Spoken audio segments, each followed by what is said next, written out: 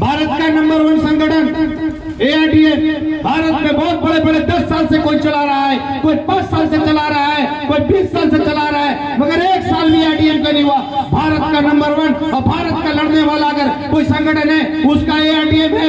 एआईडीएम central सरकार से भी लड़ रहा है, राज्य सरकार से भी लड़ रहा है, प्रशासन से भी लड़ रहा है। ऐसे लड़ता हुआ कोई संगठन भारत में आपको नहीं मिलेगा। चैलेंज करके बोलता है, आपको कोई संगठन नहीं मिलेगा।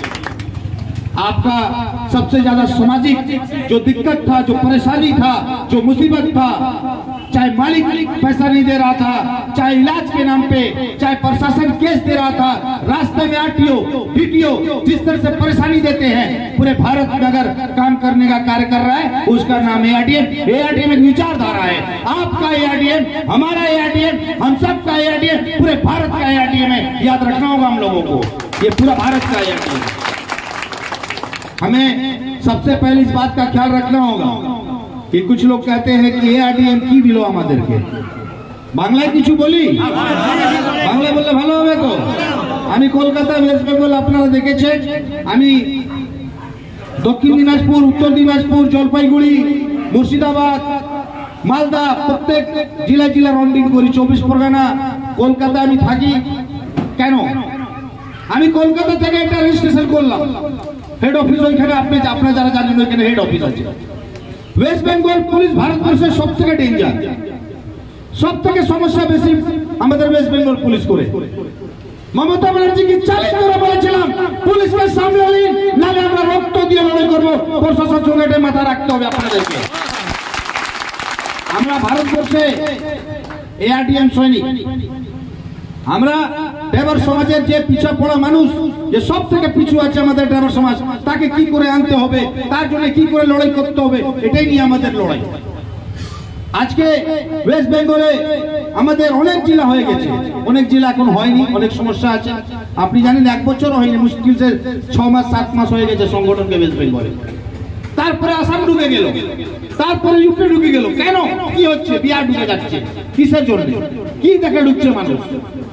কিছু তার মধ্যে আছে, মধ্যপ্রদেশ অন্য সংগঠন আমাদের লোগো লাগাচ্ছে। কেন? ওদের সংগঠনের লোগো আছে, তারপর আমাদের এআইডিএম লোগো লাগাচ্ছে কেন? এটা জানতে হবে আপনাকে। আমাদের সংগঠনে কাজের মধ্যে নম্বর 1 ভারতবর্ষে, কাজের মধ্যে নম্বর 1 আমরা। एआईडीएम में एआईडीएम का काम बोलेगा বলেছিলাম। আর আমরা যেটা স্লোগান দেই, आइए हम सब मिलकर अपने अधिकार की बात करें, যেটা বলা হয়। ভারতবর্ষে অনেক সংগঠন আমাদের নামকে এরকম স্লোগানকে চিট করছে, চিটিং করছে। মানে এটা ভাবতে পারেন আমাদের সংগঠন ভারতবর্ষে যেরকম কাজ করছে, আমাদেরকে সেন্ট্রাল গভর্নমেন্ট থেকেও কল আসছে। কেন বলছে বসুন, ড্রাইভার সমাজ নিয়ে কি কি সমস্যা আছে, কি কি প্রবলেম আছে। আমি বলছি লোক দাবি যেটা দিয়েছি সেটা আগে পালন করুন, তারপরে বসা হবে। এটা নিয়ে নয়। আজকে ড্রাইভার সমাজের ব্যথা কেউ বুঝে না। ব্যথা প্রচুর ব্যথা আছে, কটা বলবো ব্যথা। যখন অ্যাক্সিডেন্ট হয়ে যায় অ্যাম্বুলেন্স নাই। বোকারো জেলা ক্যান্সার পেশেন্টকে দেখতে গেছিলাম আমরা, তাদের জন্য আব্দুল ওয়াহিদ সাহেব অ্যাম্বুলেন্স চাইছিলেন, অ্যাম্বুলেন্স সরকার দিল না। আমরা নেতাদেরকে ফোন করছি, নেতারা শুনছে না, সরকার শুনছে না আমাদেরকে। তাহলে আমরা শুধু ভোট ব্যাংক থাকবো নাকি? আমাদের কিছু সুবিধা অসুবিধা দেখবে নেতারা। আমরা হাজার হাজার লাখ লাখ ভোট দিয়ে নেতা মন্ত্রী হয়ে লোকসভায় বিধানসভা যাচ্ছে, কিন্তু আমরা কিছু পাচ্ছি না। আপনারা কিছু পাচ্ছেন নাকি? একটা পেনও দেয়নি সরকার। তাহলে এই সরকার আমাদের কি দরকার? আমাদের সরকারকে দায়িত্ব নিতে হবে, আমাদের সমাজকে নিতে হবে। যদি আপনি দায়িত্ব না পালন করতে পারেন তাহলে বলুন, নেক্সট ইলেকশনে আপনাকে জবাব দিয়ে দেবো। আমরা এটা তৈরি আছি, আমরা এটা মাথা রাখবো। আমরা ভয় খাই না। এআইডিএম ভারতবর্ষে একমাত্র সংগঠন যে সরকার সঙ্গে লড়ছে আর প্রশাসন সঙ্গে লড়ছে। সমাজ পরিবর্তন জন্য এটা লড়াই। 79 ইয়ার্স হয়ে গেছে 15 আগস্ট পর, তারপরে আমরা কিছু পেলাম না। কিষান পাচ্ছে, ফৌজ পাচ্ছে, মিলিটারি ফৌজরা পাচ্ছে, আর্মিরা, কিছু ড্রাইভার সমাজ পাচ্ছে না। কেন জানেন? আমরা দুর্বল, আমরা ঠিক নেই। আমাদের নিজেকে ঠিক করতে হবে। নিজের মধ্যে ঝগড়া, নিজের মধ্যে লড়াই বন্ধ করতে হবে, তারপরে সরকার প্রশাসন লড়তে পারবে না। যখন অব্দি আপনি নিজেকে ঠিক করবেন না, এই যে বলছিলেন মিশ্রা সাহেব, নিজেকে ঠিক করতে হবে। নিজের যদি না ঠিক করতে পারি, নিজের ড্রাইভার সমাজকে যদি না ঢুকাতে পারি, নিজেকে যদি মজবুত না করতে পারি, তাহলে আমাদের একটা একটা করে ভেঙে দেবে এই সরকার প্রশাসন। এখন থেকে আপনি জানেন না, এখন থেকে গিরিডি জেলায় পার্টি ঢুকে দিয়েছে, আমাদের ড্রাইভার সমাজকে ছিনমিন করতে চাইছে। আমরা হতে দেবো না, রাস্তা প্রাণ দিয়ে লড়াই করব। সরকার আমাদেরকে দমাতে পারবে না, এটা মাথা রাখবেন। আমাদের সবাই মিলে লড়াই করবো, পারবে না। আমরা নেতা মন্ত্রী এআরডিএম এর ছবি লাগাইনি, দেখেছেন কেউ নেতা মন্ত্রী আছে? ফিরোজ ভাই, আমাদের ব্যানার নেতা মন্ত্রী দেখেছেন? নাই। কিন্তু নেতাদেরকে আমরা যাব, এমএলএ এমপি যেতে আমাদের প্রতিনিধি। নেতা বিরোধী নাই, সরকার বিরোধী নাই, কিন্তু আমরা অধিকার দেবে না, তাহলে বিরোধী হবে। আমরা বলছি আপনি এমএলএ আমাদের, আমরা ভোট দিয়ে তৈরি করেছি, আমার ফ্যামিলি পুরো মা বাবা বোন ভাই মিলে আমরা তৈরি করেছি সরকারকে। কিন্তু এই সরকার আমাদেরকে দেখছে না। এই সরকারে মুখ্যমন্ত্রী হেমন্ত সোরেন সাহেবের বাবা গুরুজি সুবীর সোরেন মারা গেছিলেন। শ্রদ্ধাঞ্জলি দেওয়ার জন্য আমরা সেন্টার থেকে, রাজ্য থেকে, কলকাতা থেকে আমরা একদম রাতারাতি এসে ওইখানে দেখেছিলেন। আমরা শ্রদ্ধাঞ্জলি দিয়েছে ইরফান বাবু, আব্দুল ওয়াহিদ সাহেব, আমি নিজে ছিলাম। বড় বড় মন্ত্রী নেতাকে ঢুকতে দেয় নাই, কিন্তু আমরা ঢুকতে পেরেছি। কেন জানেন? আমরা ঢুকতে পেরেছি যে আমাদের হিউম্যান রাইটস নিয়ে কাজ করছি, আমরা মানবাধিকার নিয়ে কাজ করছি। আজকে যেটা কালারে আপনি এআরডিএম এর মধ্যে লাল গুলো দেখছেন, সেটা হিউম্যান রাইটস মানবাধিকারী কালার।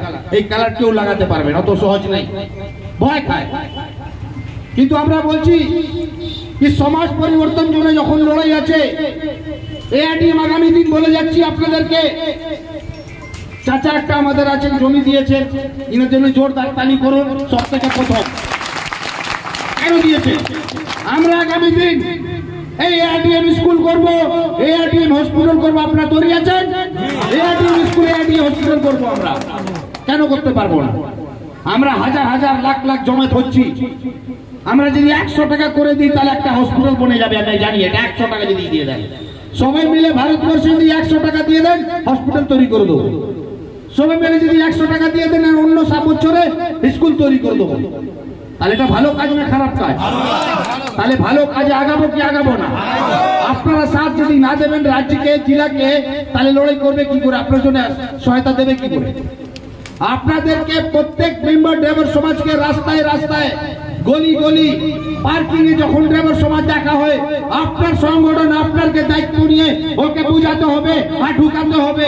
তারপরে সমাজের জন্য বড় লড়াই হবে, তারপরে অধিকার নিয়ে আমরা পেতে পারবো। এটাই তো নিয়ম। যখন রাঁচি যাব, আমরা রাঁচি যখন যাব, 100 নিয়ে যাবেন, প্রশাসন মেরে ডান্ডা দিয়ে লাঠি মেরে জেলে ঢুকিয়ে দেবে।